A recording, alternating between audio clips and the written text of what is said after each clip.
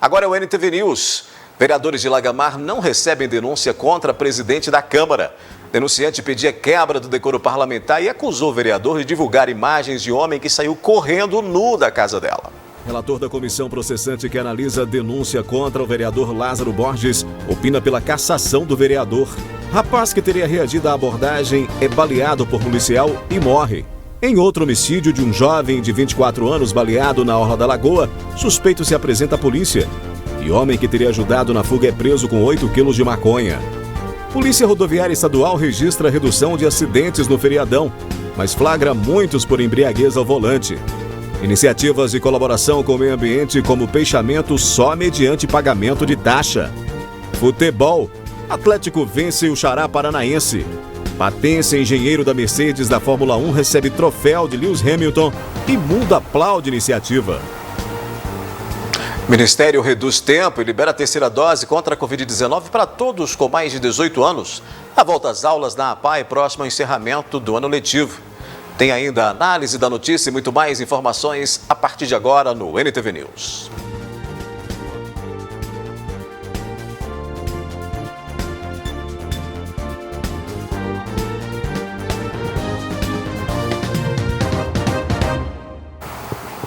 Um jovem foi morto nesta madrugada após reagir a uma abordagem militar. A família mostrou indignação. A polícia garante que seguiu todos os procedimentos da corporação. Sérgio dos Reis Gaia Júnior, de 19 anos, teria sido visto durante a madrugada empurrando uma moto no bairro Alto da Serra. Com a suspeita, o homem foi abordado, porém reagiu à ação policial. O Sérgio, o rapaz envolvido aí na ocorrência, ele empurrava uma moto lá no bairro onde ele mora, em atitude suspeita. Uma viatura de 2 militares passou pelo local, viu essa moto sendo empurrada. Como há alguns casos de furto de moto aqui em Patos de Minas que não foram recuperados, gerou a suspeição, a necessidade de fazer abordagem para verificação. Foi dado ordem de parada para o Sérgio se colocar em posição de busca. Ele desobedeceu às ordens, já tirou a camisa e passou a desafiar os policiais militares. Sérgio teria fugido, entrado para casa e fechado o portão. Com a dificuldade de concluir a ação, os policiais entraram na residência e por diversas vezes tentou controlar Sérgio. Na sequência, mais 2 indivíduos que estavam dentro da casa saíram para fora e também passaram a desacatar os policiais militares. Como estavam só 2 militares, eles pediram apoio para fazer a abordagem. Nesse intervalo de tempo, o Sérgio passou para dentro da casa, trancou o portão e continuou xingando e desafiando os militares que estavam lá fora aguardando o reforço. Com a chegada do reforço, ficaram mais de 40 minutos verbalizando com o Sérgio para que ele abrisse o portão, se submetesse à busca, a motocicleta fosse conferida, qual que é a origem dela, qual que era o problema que poderia ter ali decorrente, por que de não acatar as ordens policiais para a abordagem, e ele a todo momento recusando abrir o portão, xingando os policiais militares e desafiando, com resistência bastante ativa. Os policiais optaram por fazer o arrombamento do portão, a entrada forçada, e verificar qual que era a origem da motocicleta e o porquê de não cumprir as ordens para a abordagem e verificação do que estava acontecendo. Por fim, o homem foi atingido por um disparo de arma de fogo que atingiu o peito dele. Sérgio foi socorrido pelos próprios militares, mas morreu no Hospital Regional Antônio Dias.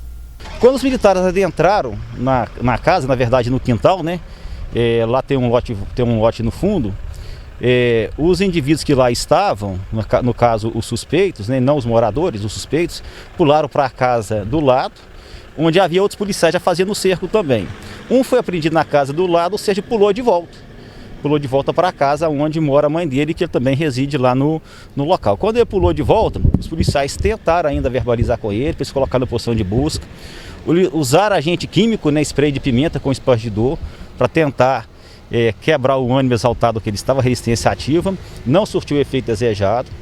Os policiais fizeram um disparo de taser, da pistola de emissão de impulso elétrica, que tem por objetivo mobilizar.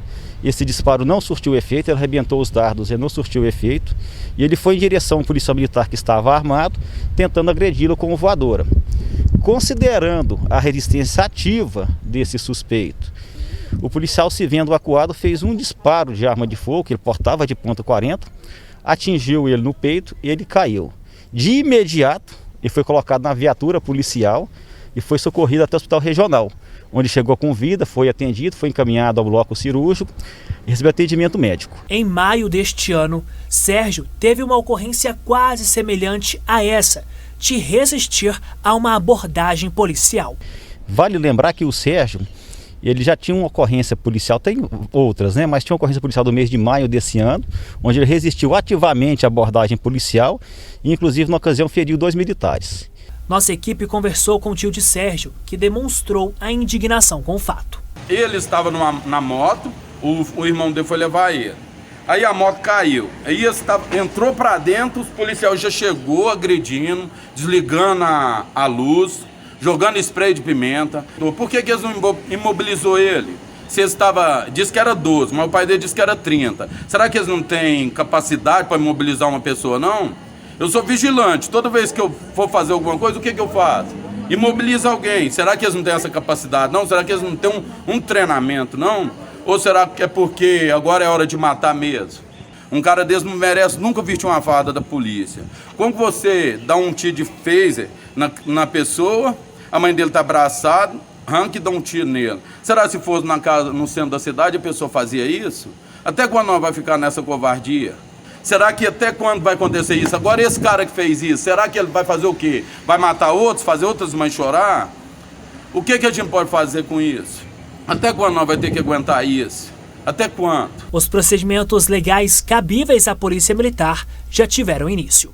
Vai ser feito um auto de prisão em flagrante do policial militar envolvido, com todas as informações, testemunhas serão ouvidas, juntados laudos pertinentes aí sobre esse fato e encaminhado para a Justiça Militar do Estado, que tem por competência fazer a apreciação desse fato. A motocicleta foi verificada, ela não há nenhuma irregularidade nela, não é moto furtada, então não havia por que ele resistir à abordagem. Se tivesse desde o primeiro momento acatado a ordem do policial, se submetido à busca, se identificado a motocicleta, tudo isso teria sido evitado. A gente mostrou aqui o caso do jovem de 23 anos que morreu no final da noite deste domingo após ser alvejado por pelo menos 3 tiros, né? O crime aconteceu na orla da Lagoa Grande e nesta segunda-feira o suspeito de dar fuga a quem teria atirado foi preso com cerca de 8 quilos de maconha. De acordo com o Corpo de Bombeiros, Ederson Nascimento Gomes foi encontrado inconsciente e caído no chão, apresentando perfurações provocadas por arma de fogo. Mas antes de morrer, o que já foi apurado é que Ederson e o suspeito do homicídio teriam se desentendido no sábado e também no domingo. As informações que nós temos é que, inclusive, eles eram frequentes, um da casa do outro, um da casa do outro, e houve um desentendimento por uma brincadeira que o autor teria feito com a vítima. Essa brincadeira acabou gerando uma discussão.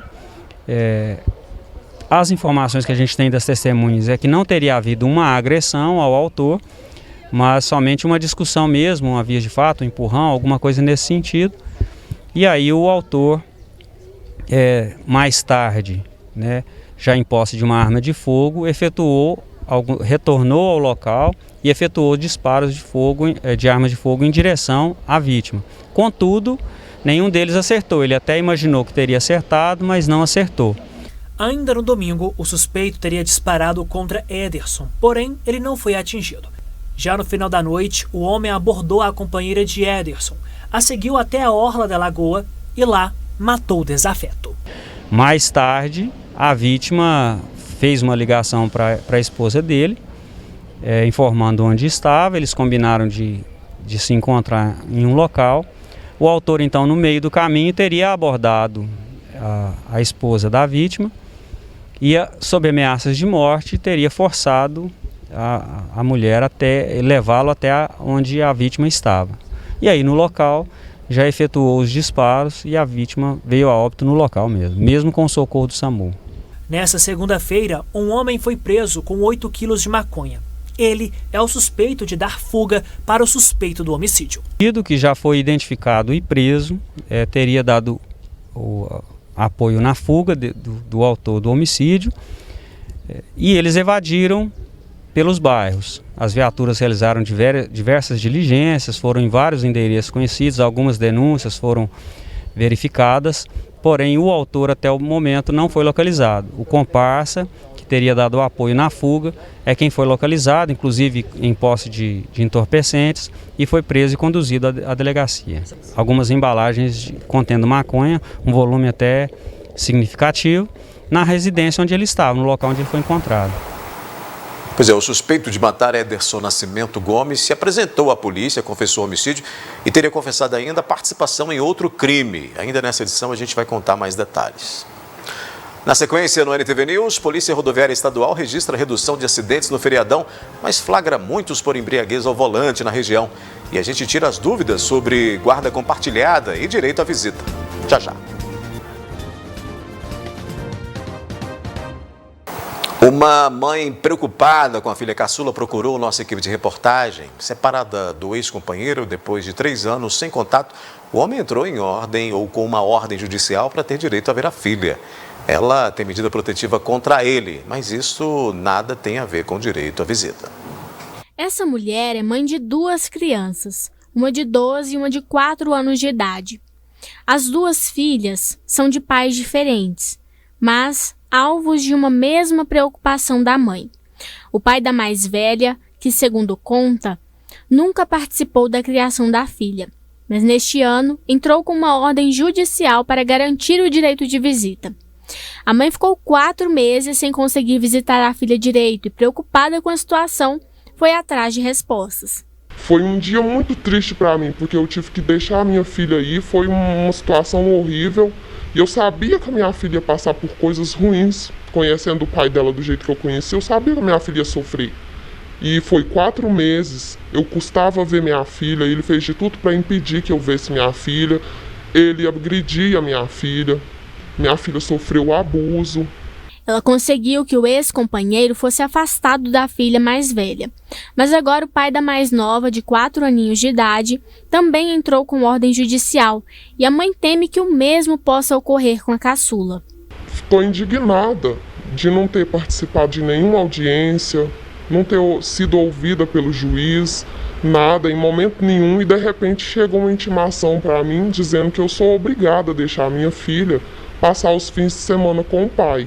Pai esse que infelizmente é alcoólatra, não é uma pessoa confiável, é uma pessoa totalmente irresponsável, sabe?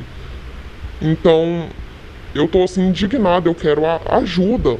Essa advogada explica que a guarda compartilhada é, na verdade, a tomada de decisões que o pai e a mãe tomam em benefício do filho. E que a guarda física é com quem a criança vai ficar, geralmente com a mãe. Existe uma lei, que é de 2014, que é a 13.058, para especificar as diretrizes da guarda compartilhada.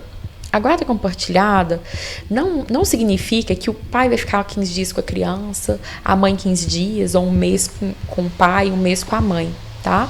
Por quê? Já parou para pensar como é que ficaria o psicológico dessa criança? Porque cada um teria uma forma, de criar diferente, de educar diferente. Então, a guarda compartilhada não é isso. A guarda física fica com um dos pais, geralmente com a mãe, tá? E o compartilhamento é quanto às decisões, o supervisionamento do que seria melhor para aquela criança. Outra dúvida é sobre a visita e a pensão. A primeira é um direito que o pai e a mãe têm e que não pode ser recusado. Já a segunda é uma obrigação que deve ser cumprida independentemente se o pai ou a mãe acompanham o desenvolvimento do filho. Essas visitas geralmente são estipuladas em finais de semana alternados. Não há uma lei para isso, tá? É uma formação jurisprudencial. Pode existir, às vezes, alguma outra decisão que o pai, por exemplo, ou seja, a mãe, vai ficar com a criança também no meio de semana, mas, cada caso é de uma forma. A regra são finais de semana alternados, tá? Então, não se esqueçam, pensão alimentícia é uma obrigação. Visitas é um direito, tá? Um direito que ele pode ser exercido ou não. A mãe das 2 crianças também relatou que possui medidas protetivas contra o pai das meninas, por já ter sido ameaçada e agredida por ele outras vezes. Mas o caso não impede que os pais visitem as filhas. Como ele vai pegar a criança geralmente na sexta-feira após o horário escolar e vai estar devolvendo a criança no domingo, e tem a medida protetiva contra a mãe, né? Em favor da mãe, ele vai ter que contar com a ajuda de alguém para buscar essa criança, ou haver uma combina que ele vai buscar a criança na escola, de maneira que ele não tenha que chegar perto dessa mãe, né? E ao devolver, ele precisa contar com a ajuda de alguém.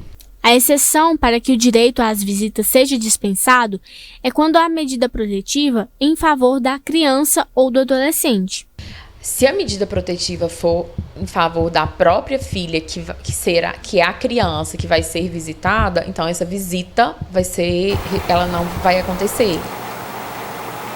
No feriado da Proclamação da República foram registradas 7 mortes e ao menos 55 acidentes nas rodovias mineiras, segundo dados da Polícia Militar Rodoviária. Na região, apesar de maior fluxo de veículos nas estradas estaduais, neste ano houve redução de acidentes. Durante a Operação República 2021, a Polícia Militar Rodoviária Estadual prendeu 11 pessoas por embriaguez ao volante, mesmo o quantitativo do último ano. A gente acredita que essa manutenção desse número, apesar do número maior de veículos nas rodovias, é devido ao trabalho preventivo que vem sendo feito. Um dos motivos, né, o trabalho divulgado pela mídia, como vocês estão fazendo agora, da importância de não se dirigir embriagado, é o trabalho feito dia a dia durante as abordagens, as orientações que são feitas pelos nossos policiais. E também devido ao valor da multa, né, um valor bastante considerável. É quase R$3.000 a autuação, a multa por dirigir embriagado, se não gerar o crime. Se gerar o crime, ainda ele vai ter o trabalho com a fiança, com advogado e etc. Quanto aos acidentes em 2021, 6 foram registrados. Neste ano, 4. Isso, apenas 4. A gente fica bem contente com essa questão do acidente, que tudo que a gente faz tem que culminar na segurança do usuário da via, né? Essa questão de intensificar o patrulhamento, intensificar as abordagens, o objetivo nunca é autuar, o objetivo é aumentar a segurança dos usuários da via. E essa redução nos acidentes reflete isso aí, que a gente está conseguindo cumprir essa nossa missão de manter as rodovias um ambiente mais seguro para as pessoas transitarem. Também de acordo com os dados da Polícia Militar Rodoviária Estadual, na Operação República de 2021, 4 pessoas foram presas. Segundo as informações, elas estavam com drogas para uso pessoal. Ainda, uma pessoa foi presa após apresentar CNH falsa. E segundo os dados, um rifle e 71 munições foram apreendidas.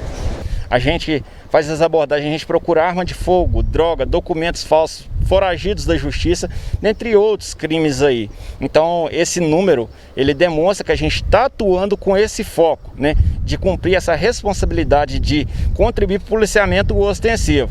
Uma abordagem culminou aí na apreensão de um rifle calibre 22 e 71 munições, isso aí lá no município de Iraí, de Minas. Também tivemos a apreensão dessa CNH falsa que o motorista apresentou durante a abordagem. O condutor também foi preso em flagrante delito e a apreensão de 4 pessoas por portarem drogas para consumo pessoal, que ainda continua sendo crime, né? Então isso aí demonstra que a gente está atento, a gente está vigilante, a gente faz um trabalho minucioso durante a abordagem, o nosso tirocínio contribui muito para isso, né? E a gente tem conseguido obter êxito nessas abordagens.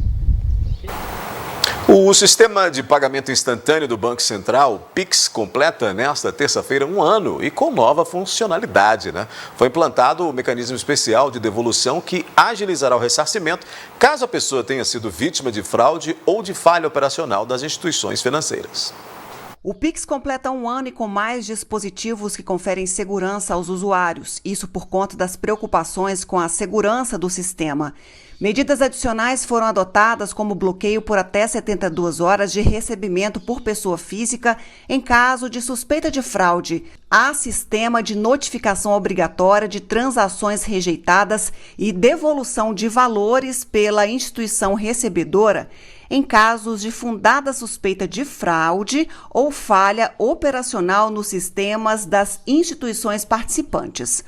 Por causa do aumento de sequestros relâmpago e de fraudes relacionadas ao Pix, as transferências já estão limitadas a R$ 1.000 entre 8 da noite e 6 da manhã desde outubro. Outras novidades para o Pix virão em breve. A partir do dia 29, estarão disponíveis o sistema de saque e troco. Segundo o Banco Central, até o fim de outubro, haviam 348 milhões e 100 mil chaves cadastradas, por mais de 112 milhões de usuários. Daqui a pouco aqui no NTV News, a volta às aulas na APAE, próximo ao encerramento do ano letivo. E cadastro para estudar na rede pública em Minas começa nesta quarta. Começa nesta quarta-feira o cadastro escolar para a rede pública de ensino de Minas Gerais, referente ao ano letivo de 2022. A inscrição deve ser feita pela internet. Para fazer a inscrição no cadastro escolar da rede pública em Minas, basta acessar o site cadastroescolar.educacão.mg.gov.br. O prazo começa nesta quarta-feira e vai até 10 de dezembro.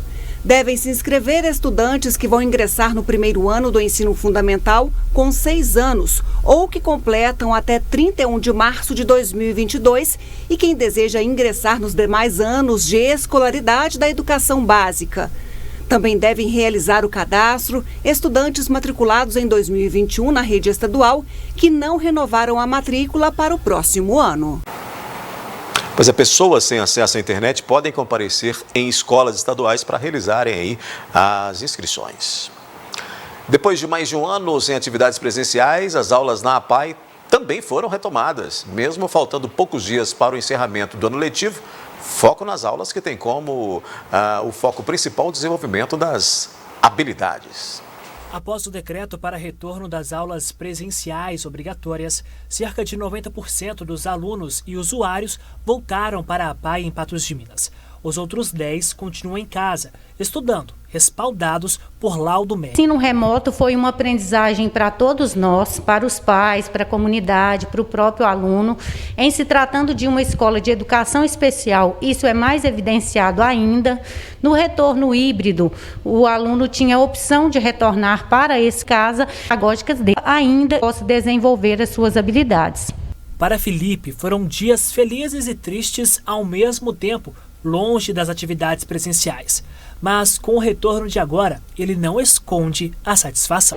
Foram bons, ao mesmo tempo ruim, que é melhor a aula presencial do que a aula online em casa, que a gente aprende mais na escola do que em casa. Além de aprender a educação física e o horário de informática. Estava com saudade? Sim. Segundo esta professora, o plano de ensino para os alunos não foi alterado. A forma de passar para eles, na verdade, não mudou. A gente procura sempre estar passando para eles da melhor forma, de forma que eles compreendam e aprendam no processo da aprendizagem deles mesmos, né? Nessa retornada, nós temos todo o planejamento, de acordo com a grade curricular deles, né? Então, assim, a gente preparou da melhor forma para que o aprendizado deles seja de forma efetiva mesmo a gente estando nesse processo, né? Por aqui, cada minuto vale nessa reta final de ano letivo e será usado no desenvolvimento dos estudantes. O foco é sempre o desenvolvimento das habilidades do educando, né? Então, a gente vai focalizar aí, evidenciar forças, para tentar ao máximo retomar essas atividades de forma que o aluno seja o primeiro beneficiado. Com o retorno presencial das atividades complementares também, isso nos ajuda muito e ajuda a eles, porque além da socialização, eles têm esse apoio pedagógico presencial. Veja daqui a pouco a análise da notícia aqui no NTV News. Ministério da Saúde reduz tempo e libera a terceira dose contra a Covid para todos com mais de 18 anos. Iniciativas de colaboração com o meio ambiente, como peixamento só mediante pagamento de taxa estadual. Para evitar a terceira onda da Covid-19, enfrentada atualmente pela Europa, o Ministério da Saúde mudou as estratégias na vacinação contra a doença. Todos os brasileiros com mais de 18 anos vão tomar a dose de reforço e com intervalo menor. Agora, todas as pessoas com mais de 18 anos estão autorizadas a tomar a terceira dose contra a Covid-19. Antes, apenas maiores de 60 anos poderiam receber o reforço. O Ministério da Saúde também reduziu o intervalo da vacina adicional de 6 para 5 meses. Graças às informações que temos, advinda dos estudos científicos, principalmente estudos de efetividade realizados em parceria com a Fundação Oswaldo Cruz e de um estudo que encomendamos em parceria com a Universidade de Oxford para avaliar a aplicação da terceira dose, que já temos dados preliminares, nós decidimos ampliar essa dose adicional, doses de reforço, para todos aqueles acima de 18 anos que tenham tomado essa segunda dose há mais de 5 meses. Quem tomou a vacina da Janssen vai receber a segunda dose e, depois de 5 meses, a de reforço. A vacina da Janssen, o quantitativo aplicado no Brasil foi pequeno.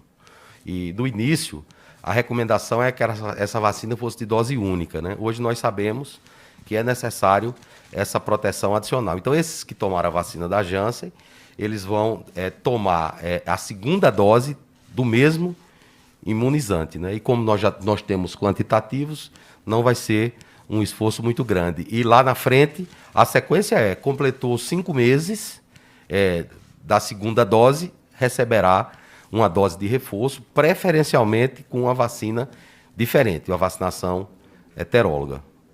Mais de 350 milhões de doses das vacinas contra a Covid-19 já foram distribuídas e mais de 297 milhões já foram aplicadas ao longo de 11 meses. Atualmente, há 12.470.000 pessoas aptas a receber a dose adicional.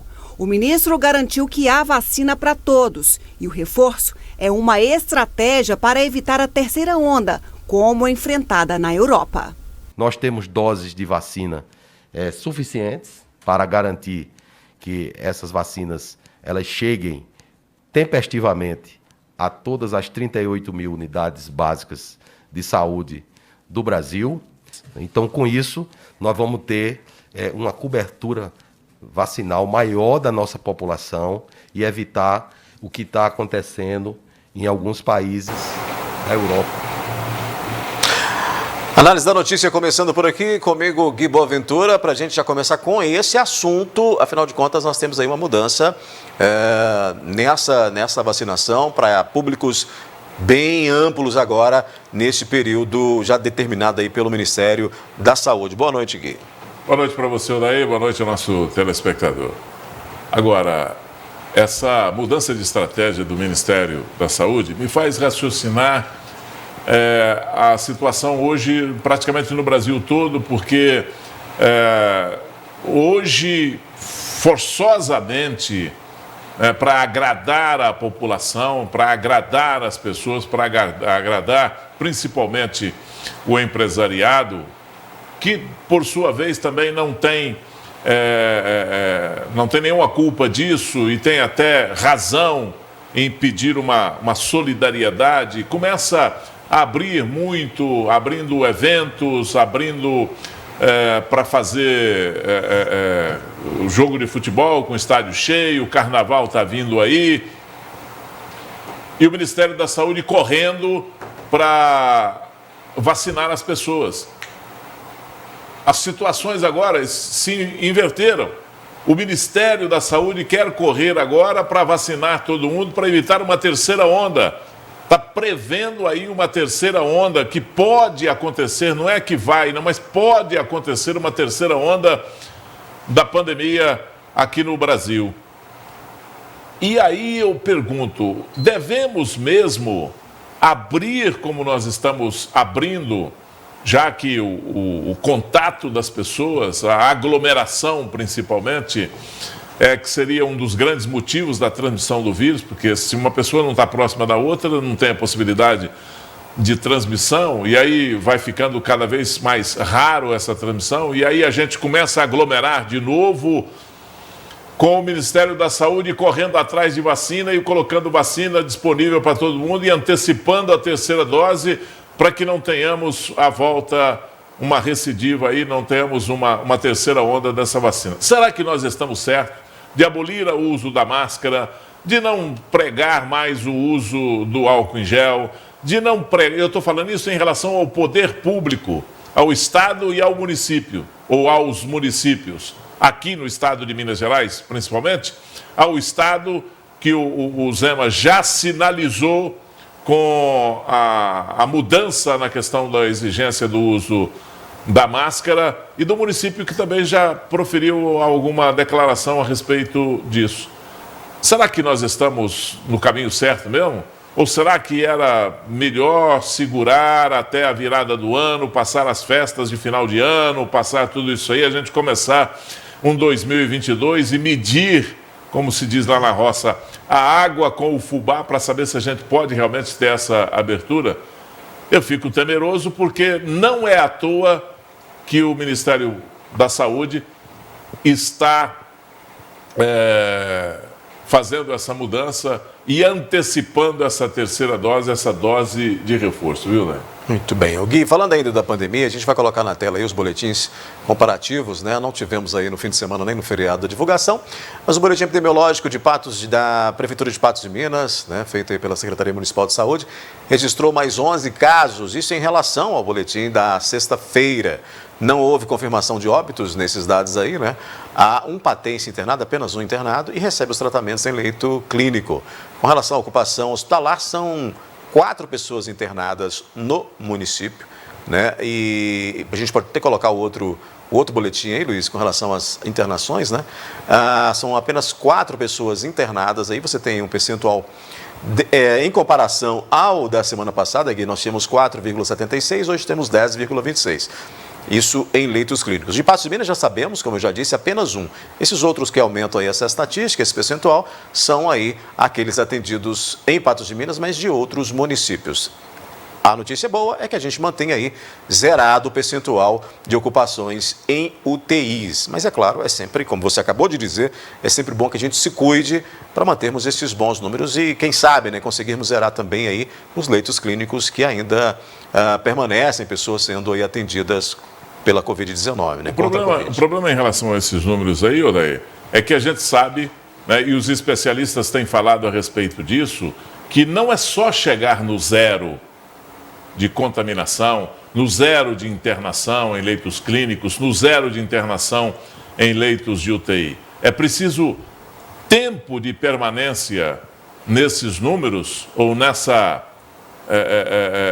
condição de zero paciente, para confirmar aí que a gente está ganhando essa luta contra a pandemia. Esse vai e volta, o perigo continua batendo na nossa porta. Esse vai e volta quer dizer que as pessoas continuam se contaminando, que existem pessoas que estão pegando o vírus e o vírus está girando e passando de pessoa para pessoa num número muito menor, mas é aquilo que nós falamos aqui, né? Quando começou apenas com uma pessoa. Um contaminou. E desse um que se contaminou primeiro, virou essa pandemia, esse vírus chegou no mundo inteiro. Muito bem, vamos girar o assunto, Gui. A gente fala agora com relação à preservação ambiental, né? Você sabia que as iniciativas que visam preservar o meio ambiente, como o ato de um peixamento, que a gente mostrou aqui, são consideradas aí intervenções ambientais pelo IEF? Até aí tudo bem, né? Porque cabe ao órgão até mesmo saber se as espécies são indicadas e deve fazer o controle disso. Mas para colaborar com o meio ambiente, nesse caso, é preciso pagar taxa. O valor varia de acordo com a quantidade de peixes. Mostramos a iniciativa de ambientalistas patenses que fizeram um peixamento no distrito de Chumbo, em que cerca de 10 mil alevinos foram soltos nos córregos de Bauzinho e Arroz.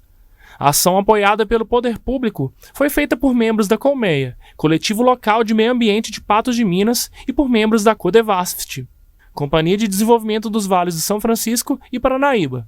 Mesmo visando colaborar com o meio ambiente, é necessário pedir autorização ao IEF e ainda pagar uma taxa de intervenção ambiental para efetuar o peixamento. No caso desse último que nós fizemos agora, ali na região do Rio Areado, ali, propriamente na casa do Rio Areado, nós soltamos, o Colmeia pediu e a Codevasf desenvolveu os alevinos e trouxe eles, e nós soltamos ali no Rio Areado e no Baúzinho. Soltamos 5 mil no Baúzinho e 10 mil no Rio Areado. E nós pagamos uma taxa singela ali de R$ 568 para que o EF nos autorize a fazer isso lá. Isso é uma condição que o Estado de Minas Gerais impôs para que seja feito dessa forma. Segundo um ambientalista, por mais absurdo que pareça, a cobrança sempre existiu. Quase ninguém fala no assunto, ou ninguém vê essa questão, mesmo porque igual o pechamento tem que ser uma responsabilidade do Estado. Quando eu falo Estado, eu estou falando os entes federados, é o município, é o Estado de Minas Gerais, é o governo federal, para que faça essa recuperação dessas bacias. Ele permitiu de uma forma indiscriminada, muitas vezes, a fazer ali, desmatar, implantar nas margens do rio algum órgão, alguma empresa, nesse sentido aqui, agrícola ou não, e agora para recuperar ele cobra das pessoas, mas ainda não está investindo não, e te cobra uma taxa para fazer isso. A cobrança já está sendo realizada até mesmo por comitês de bacia, que utilizam um montante arrecadado para a revitalização da Baía de São Francisco. Em Patos de Minas, por exemplo, o dinheiro da taxa está sendo utilizado para a recuperação do córrego de Bom Sucesso. O município aqui de Patos de Minas, ele tem o Pronascentes, que é um órgão que está dentro da Diretoria de Meio Ambiente, da Secretaria de Agricultura, que mapeia as bacias. A que está sendo recuperada nesse momento é o do córrego do Bom Sucesso. Também a Codevasf, através de recurso federal, ela está cercando todas as nascentes e no lugar que precisa ela está cercando também as matas ciliares para que isso venha a ocorrer. Espero que no momento agora bem rápido eles consigam fazer isso e lá. Mas as taxas para isso também todas são cobradas. Você tem que fazer um projeto, colocar ele dentro do IEF, ou do órgão ambiental, ou do órgão governamental que seja, e ele vai te estipular uma taxa para te dar a permissão de você fazer esse tipo de serviço. Ou seja, nós temos aí um procedimento burocrático, né, exigido pelas leis ambientais, mas temos também a taxa que o governo não deixa de dar a garfada dele ali, seja para uma boa causa como é uma intervenção ambiental como essa. Pois é, sabe, é por isso que o Brasil tem essa taxa de impostos altíssima, uma das maiores do mundo. Nós pagamos uma carga tributária muito grande e o grande problema de tudo isso aí, dessa carga tributária, é a bitributação, é a tritributação e por aí afora vai, né? E o governo não perdoa absolutamente nada, ele não perde uma oportunidade para cobrar uma taxa, para cobrar um imposto, para cobrar alguma coisa em relação a uma política ambiental, ter que pagar para fazer um apeixamento. Isso é um negócio assim absurdo. Absurdo, mas ninguém fala nada a respeito disso. Isso passa nas casas legislativas, assim, passa a rodo. E outra coisa, se você fizer uma pesquisa entre os legisladores do Brasil, poucos sabem disso. Poucos têm conhecimento de uma taxa como essa, de uma lei que permite cobrar uma coisa dessa. E aí é um estímulo para a população? Não, claro que não.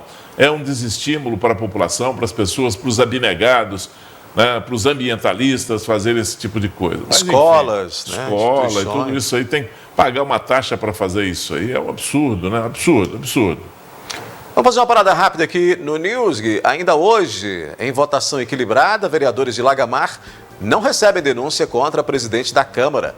Em Patos de Minas, relator da comissão processante que analisa a denúncia contra Lázaro Borges opinou pela cassação do vereador.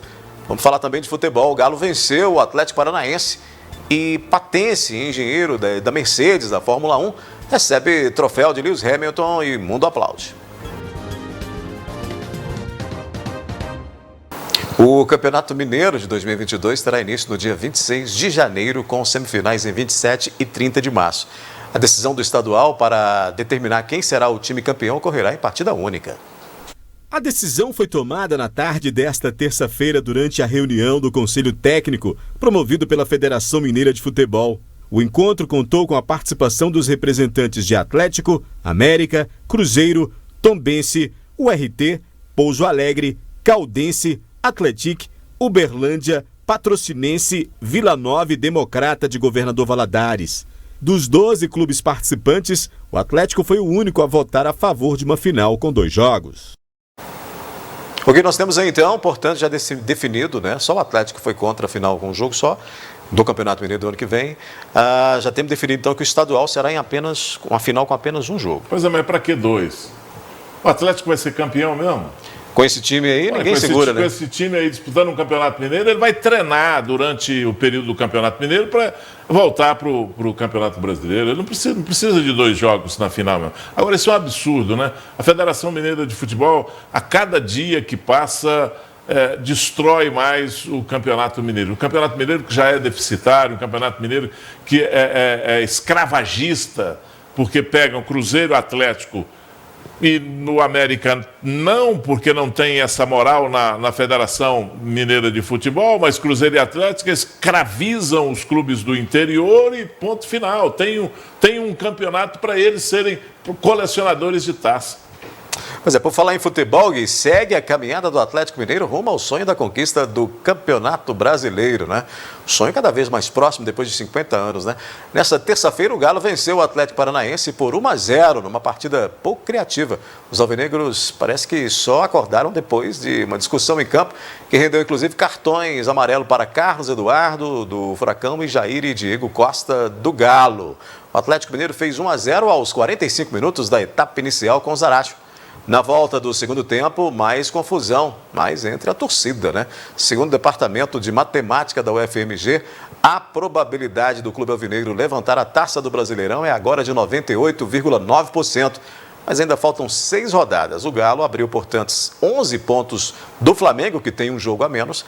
E o próximo jogo do Atlético é contra o Juventude, no sábado, às 7 da noite, no Mineirão. O Galo é o time a ser batido, mas provavelmente não o será nesse ano de Brasileirão, hein? Olha, esse jogo de hoje era o jogo chave, era o jogo teste, era o jogo do campeonato para o Galo nessa reta final agora. E eu vou explicar por quê. O Galo, matematicamente, seria campeão se tivesse jogado com o Bahia e tivesse ganhado o jogo, seria praticamente campeão, ou quase que matematicamente campeão, jogando contra o Juventude. Ganhou esse jogo do Atlético Paranaense, que estava na conta como um empate. Eu até falei hoje no programa, na nossa transição, que o meu palpite era um empate, tanto é que o placar foi magro, foi 1-0 só para o Atlético Mineiro. Lavrou um tento especialíssimo ganhando essa partida contra o Atlético Paranaense. Ganhando do Juventude, vai decidir o campeonato dia 2 de dezembro nesse jogo adiado contra o Bahia, supostamente um jogo muito fraco, um time fraco, um jogo fácil para a equipe do Atlético, para o time do Atlético. Então, o Atlético, eu arrisco aqui, pode balançar a bandeira, pode comemorar, pode gritar, pode dizer que é campeão. Soltar o grito de campeão depois de muito tempo, né? Então, porque tudo pode acontecer. Acho que nessa altura do campeonato tudo pode acontecer, menos o Galo perder esse campeonato. Exatamente. Ô Gui, vamos continuar falando de esportes. A corrida da Fórmula 1 no Brasil, no domingo, foi espetacular, né? E teve brasileiro, mais especificamente um patense no pódio, pelo menos na comemoração. Um dos engenheiros da Mercedes, o Leonardo Donizete Silva, de 30 anos, é de Patos de Minas e entrou na companhia há 5 anos. Ele foi um dos estrategistas da equipe Interlagos. Lewis Hamilton largou na 10ª posição e venceu a corrida. Leonardo começou a trabalhar na equipe inglesa em janeiro de 2017, depois de muita insistência para uma entrevista de emprego. Neste domingo, ele recebeu a ordem da equipe de comemorar a vitória no pódio, né? Que bacana. O sonho de trabalhar na Fórmula 1 começou em um estágio ainda nos tempos da faculdade em Campinas. A entrevista de emprego para entrar na Mercedes apareceu por insistência, né? Como a gente já disse. Aquele estudante mandava e-mails profissionais falando de Fórmula 1 toda semana para a equipe, até que conseguiu uma entrevista para uma área diferente da Mercedes. E a conversa foi acompanhada de perto ali pelos chefes estrategistas da equipe. 5 anos depois, lá está o mineiro, ajudando a equipe a vencer corridas e levantando o troféu de vencedor em Interlagos. É indescritível, não consigo pensar em outro momento da minha vida que se equipare a esse, disse ele, né? Ele disse ainda que é muito grato pelo time que ter permitido a ele essa oportunidade e muito feliz que foi uma corrida histórica. A corrida desse domingo, provavelmente a corrida mais marcante da temporada, em uma temporada que é das mais marcantes da história recente da Fórmula 1. Ele disse ainda que espera que aqueles que sabem que o ajudaram a chegar até onde ele está se sintam representados lá em cima, né? Como todos os brasileiros, porque ele disse que não tem muitos lá, né? Fora do Brasil, e disse se sentir muito grato, além de ter relembrado ser um deles, celebrou o Léo. Ele é o único brasileiro na Mercedes, no time de pista, na fábrica da equipe A Outro. Agora, além de Mauro Borges e Matheus Birigui, os colegas de faculdade que estavam no paddock, o Brasil inteiro sabe que ele é um engenheiro estrategista que ajudou Lewis Hamilton a chegar à 101ª vitória da carreira. Bom demais, né, Gui? Olha, aí tem algumas coincidências que só a vida proporciona no seu mistério, né? Porque o Léo estava passeando pelo paddock porque ele tinha recebido os dois amigos de faculdade, né, no final da corrida. Eles tinham credenciais para estar lá no paddock. Aí o Toto Wolff passou por ele, o chefe da equipe passou por ele e falou: você vai representar a equipe no pódio, sobe lá. Que bacana. Bateu o olho nele e falou: é você mesmo, vai lá. E ele subiu lá no pódio. Memorável, e foi uma corrida memorável, né? Tudo assim, foi uma corrida brasileira, né? O Hamilton fez uma corrida brasileira. A lá Ayrton Senna. A lá Ayrton Senna, com toda aquela sua dificuldade, com carro com menos possibilidade, com carro um pouco mais fraco, abaixo tecnicamente do carro do Verstappen. E aí ele consegue ganhar a prova, tinha só um lance para jogar e cortar o Verstappen, passar pelo Verstappen, passou, jogou na hora certa, passou, tudo deu certo. E ele ainda me pega aquela bandeira e lembra o Ayrton Senna. O povo brasileiro foi a loucura. E aí eles pegam ainda mais um brasileiro, coincidentemente aqui de Patos, e coloca lá para receber o troféu em nome da equipe da Mercedes. Bacana demais. Vamos girar novamente o assunto. O rapaz de 20 anos suspeito de matar Ederson Nascimento Gomes, de 23 anos, ocorrido no domingo, se apresentou à Delegacia de Polícia Civil acompanhado do advogado nesta terça-feira. O crime ocorreu na noite do último domingo, na orla da Lagoa Grande, como mostramos no início do NTV News, e trazemos mais detalhes agora com o repórter Caio Machado. Olá, Aldair. A informação é que um suspeito de 20 anos, suspeito de praticar o homicídio de Ederson Nascimento Gomes, de 20 anos, morto a tiros nesse último domingo na Orla da Lagoa, teria se apresentado aqui na Delegacia de Polícia. Quem traz mais informações sobre esse caso é o delegado de Polícia Civil, Luiz Mauro Sampaio. É passado já esse lapso temporal desde domingo até a data de hoje, né? A situação do flagrante do crime já extrapola, né, segundo o artigo 302 do Código de Processo Penal, e por conta disso nós escolhemos o depoimento do suspeito. Ele veio a confessar o delito, ainda veio a passar informações de outro delito que ele teria feito, um furto numa loja de revendedora de carros aqui na cidade também. E a partir disso aí nós já tínhamos feito o pedido de prisão dele, que agora vai ficar a cargo do Poder Judiciário e do Ministério Público para avaliar se há ou não a necessidade de ele ser preso. Nós entendemos que sim, e agora realmente fica a cargo, e nós acreditamos que ele terá sim a prisão preventiva decretada, caso o Poder Judiciário entenda que existem elementos suficientes para isso. E o suspeito, ele já era conhecido no meio policial? Sim, o suspeito já era conhecido no meio policial, já tinha algumas passagens com relação a outros crimes, e agora realmente é dar continuidade ao inquérito, né, passar isso aí tudo ao Ministério Público, ao Poder Judiciário, para que todo o procedimento seja alavancado e chegue ao final com a conclusão, com ampla defesa e contraditório, para que ele possa então vir aí a cumprir a pena caso seja condenado. É com você aí no estúdio, Daí. Eu sou Caio Machado, com imagens de Diego Braga, para o jornalismo da NTV. Obrigado, Caio. Portanto, Gui, nós temos aí mais um comparecimento de alguém que estava sendo procurado pela polícia. Um crime elucidado, podemos dizer, né? Uma vez que ele se apresentou e já deu a sua versão, e testemunhas vão corroborar isso, para poder fechar esse inquérito. O fato é que nós temos aí uma morte que poderia ter sido evitada, infelizmente acabou tirando a vida de alguém aí, numa situação em que poderia ter terminado de outra maneira, né? Mas olha bem, Odair, entenda ou como entender essa questão da lei do flagrante. Por que a pessoa só pode ser preso em flagrante delito caso tenha cometido um crime? No entendimento lógico da coisa, ele devia ser automaticamente